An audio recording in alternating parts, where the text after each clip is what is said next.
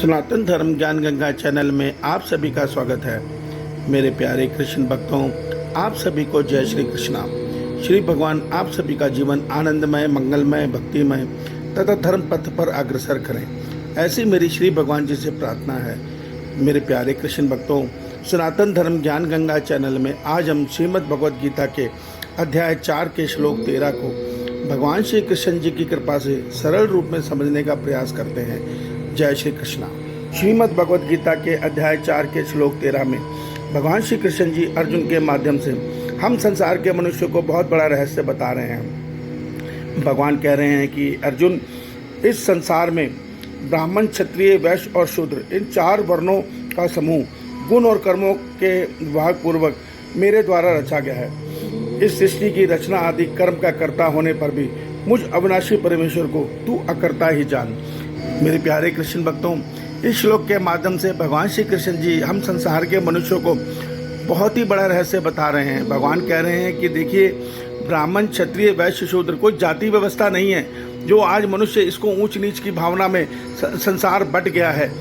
ब्राह्मण खुद को श्रेष्ठ मान रहे हैं और शूद्र को नीच मान रहे हैं, दरिद्र मान रहे हैं। ये बिल्कुल गलत है। भगवान कहते हैं ये वर्ण व्यवस्था के 4 गुण हैं जो ईश्वर ने सृष्टि को सुचारू रूप से चलाने के लिए रचे हैं।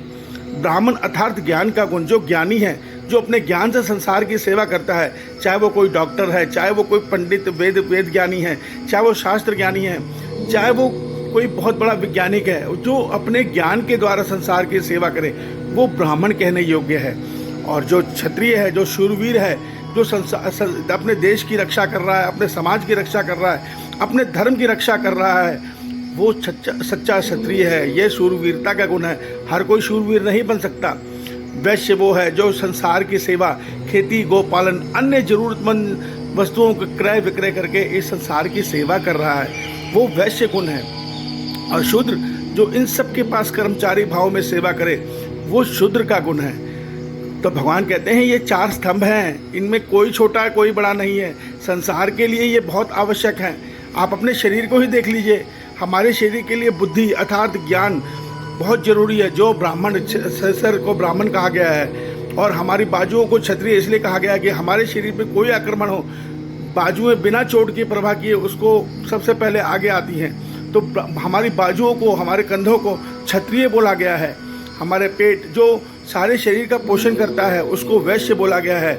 और जो हमारे पैर हैं वो हमारे को हर जगह लेके जाते हैं तो उनको शूद्र बोला गया है। आप ये बताइए, इस व्यवस्था में कौन सी व्यवस्था घटा के आप इस शरीर को चला सकते हैं? बिल्कुल नहीं चला सकते। इसी प्रकार ये व्यवस्था इस संसार में, इस देश में, इस समाज में, हर ऑफिस में, हर बिजनेस में, हर जगह लागू होती है। हर जगह एक ज्ञानी चाहिए, हर जगह एक रक्षक चाहिए, हर जगह एक व्यापार करने वाला व्यापारी चाहिए और हर जगह सेवा कर्मचारी भी चाहिए। तो इस व्यवस्था को आज मनुष्य ने जाति व्यवस्था में बांट दिया है। ब्राह्मण 4 लाइनें पढ़ के स्वयं को ब्राह्मण समझते हैं और सबको उपाय बताने का धन एकत्र करते हैं। देखिए, यहाँ पे भगवान ने इनको स्वधर्म बताया है। इन गुणों के, जिस मनुष्य में ये गुण है वो अपने गुण से संसार की सेवा करे, वही उसका सर्वधर्म है।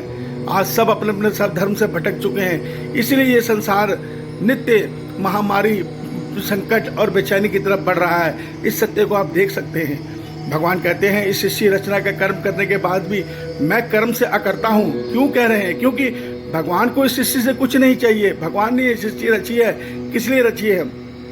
पिछले महासर्ग में जो जीवात्माएं मोक्ष तक नहीं पहुंच पाई, भटक रही हैं, उनके लिए दोबारा सृष्टि की रचना की जाती है कि आप इस सृष्टि के महासर्ग में प्रयास के द्वारा अपने ईश्वर को पाओ।